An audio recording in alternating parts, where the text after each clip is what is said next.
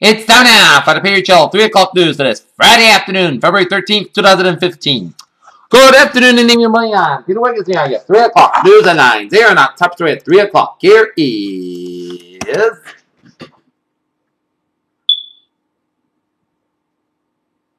In Stanford, where a speech of a cybersecurity conference here that will feature President Barack Obama, Apple CEO Tim Cook emphasized that the importance of protecting consumer privacy. The oldest, and some would argue would be the wisest justice on the Supreme Court, Ruth Bader Ginsburg and Anton Scalia, are fast approaching their day of reckoning. In Dakar, Senegal, Boko Haram winding its attacks on a fourth country early on Friday, striking a village in Chad for the first time. Mattel's rekindled an interest on a classic Viewmaster toy brand by incorporated virtual reality. The company today announced on a collaboration with Google to make a new Viewmaster based on the Google Cardboard platform. Massive artillery barrages hit a strategic railway junction in eastern Ukraine on Friday as Russia-backed separatists intensified their efforts to take the offensive from Ukraine government forces ahead of a Sunday start on a ceasefire, Ukrainian officials said. Buenos Aires, a federal prosecutor in Argentina on Friday revived the explosive accusations led by Alberto Nisman, the prosecutor whose mysterious death has gripped the country by seeking to charge President Cristina Fernandez de Kirchner. Heavier armed militants have stormed a Shiite mosque in Pakistan, killing at least 20 people in an attack claimed by the Taliban as revenge for the execution of one of their cadres. Saudi Arabia, Germany, and Italy have become the latest countries to withdraw embassy staff from Yemen on Friday as exodus of foreign diplomats gathered peace over the growing security problems.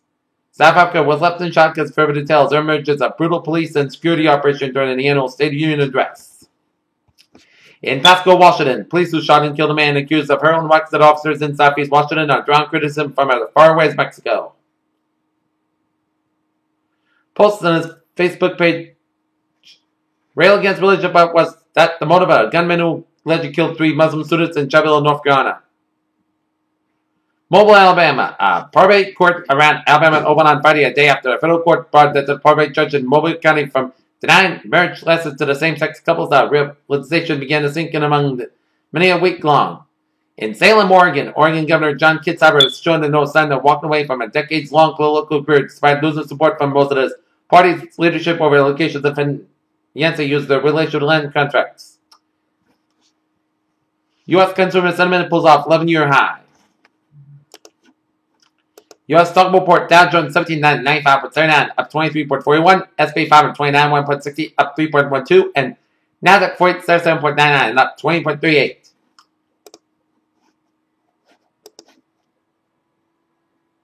Speaking of the cybersecurity summit on Friday, Apple CEO Tim Cook announced that Apple Pay will soon be available for some financial transactions with the federal government. Rumors of a new vehicle-related project underway at Apple continue to service yet another report claiming on Friday that the company has been on a hiring spree for its secret new initiative.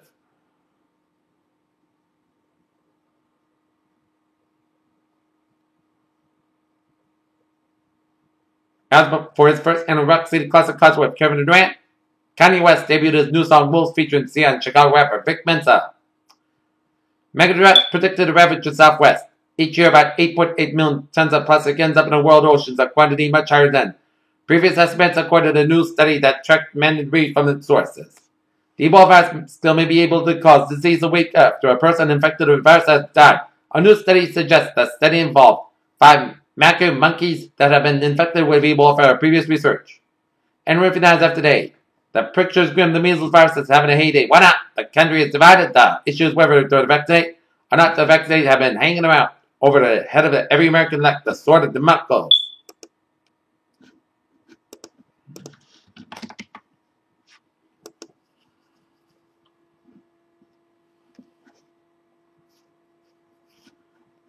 On the sports, here on this Friday afternoon, the Baltimore Ravens Raybacks apologized to the team fans in a statement.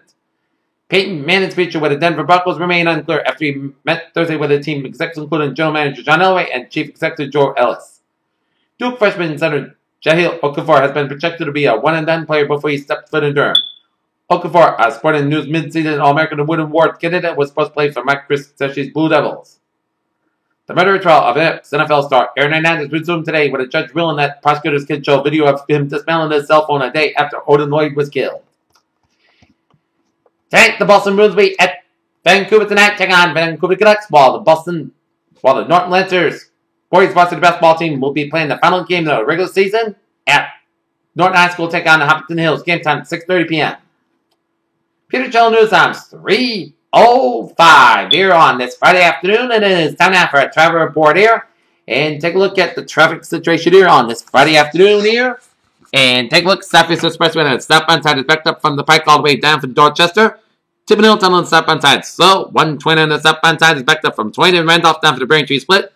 Route 3 on the northbound side is backed up from 220 Rockland all the way down for Route 18 Weymouth. Due to that accident on around Route 3 on the southbound side near around Route 18 in Weymouth here. So I expect some delays here. 120 on the southbound side is slow around the Needham stretches here. 120 on the southbound side is slow from Grove Street down for Route 9 in Wellesley doing the next on Route 9 here. 120 on the northbound side is backed up after you pass the Pike all the way out to Route 3 in Burlington here. And bumper from Burlington and Woburn here. And 128 slow again from 95 and PBW all the way down for Denver's. 120 on the southbound side is backed up for 93 and Woburn all the way down for Route 3 in Burlington here. Mass Pike on the eastbound side, bump around the Newton stretches here. Mass Pike westbound, bump around Newton here. Route 93 on the northbound side is backed up from Route 129 in Wilton all the way up to Route 133 in Tewksbury here. Route 395 northbound from 120 to the New Hampshire border here. Route 495 northbound slow from 213 Methuen up to Haverhill here, so expect some delays here. 290 on the westbound side, and exit around Route 9 in Worcester, so expect some delays here.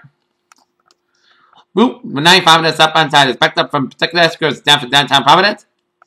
And 95 northbound slow from Route 10 in Cranston down for downtown Providence. 195 westbound side is backed up from Seacock all the way down for downtown Providence here. Route 6 and the 610 connector slow from Route 6 down for downtown Providence here. Jamestown Newport bridges are more on fine. And the Bourne and Sagamore bridges are more on fine here. And take a look at the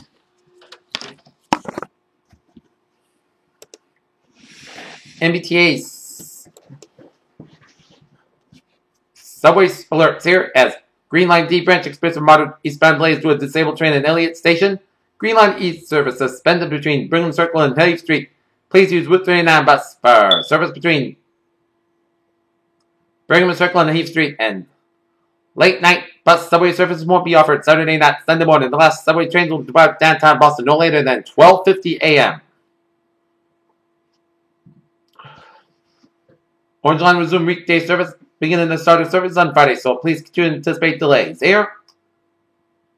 Buses replacing Red Line Braintree branch service from JFK UMass to Braintree stations by Sunday from start to the end of service, and Red Line expecting moderate delays due to disabled train at JFK UMass station here. And buses replacing Mattapan trolley service between Ashmont and Mattapan stations all day on Friday due to severe weather. And Silver Line bus routes experiencing moderate delays due to weather-related issues here. And the Commuter Rail trains, a lot of delays on cancellations on the Commuter Rail due to the weather here.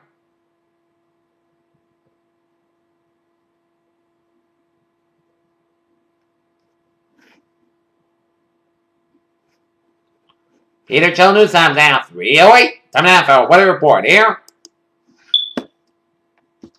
Winter storm watch remains in effect from Saturday afternoon to Sunday evening near locations central and east Massachusetts away from the coastal as well as all over Rhode Island there, and periods of heavy snow and gusty winds. Snow accumulation 6 to 10 inches and time in late Saturday into Sunday evening here. Impacts periods of heavy snow will make travel conditions slippery and lead to low visibility. Gusty winds and blowing snow could lead to roof collapses on area roofs not included from previous snows.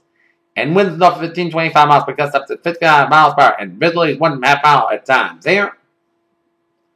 Our winter storm watch is issued for the potential of more than 6 inches of snow. Plan to have travel completed late Saturday afternoon here.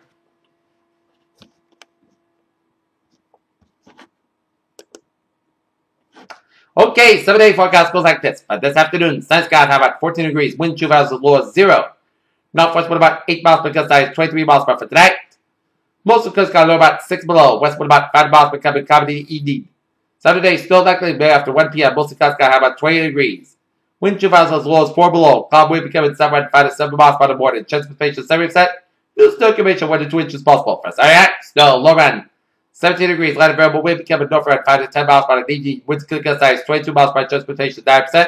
New snow accumulation 3 to 7 inches possible. For Sunday, snow mainly before 1 p.m. 121 degrees. Plus wind at northwest wind about 15 and 23 miles per gust size. 48 miles by transportation 9%. Sunday night, a slight chance of snow before 8 p.m. Podcast got low about 5 below. Plus 3 skies with a chance of precipitation 20%. For Monday, sighted most skies have about 13 low about 4 below. For Tuesday, a chance of snow, part sighted most skies got about 26 low about 15. Chance of precipitation 35%. For Wednesday, a chance of snow, most skies got about 31 low about 8 degrees. Chance of precipitation 35%. And for Thursday, most skies got about 24 degrees. Here, our north temperature standing at 18 degrees with fair skies. And that is doing it for the Peter Channel. 3 o'clock news of this. February 13, 2015, Peter have. Good night and see you later on for early morning, late night, early morning, Peter Channel news right after sports minute after the Boston Bruins Vancouver Canucks game gets over. Have a good evening.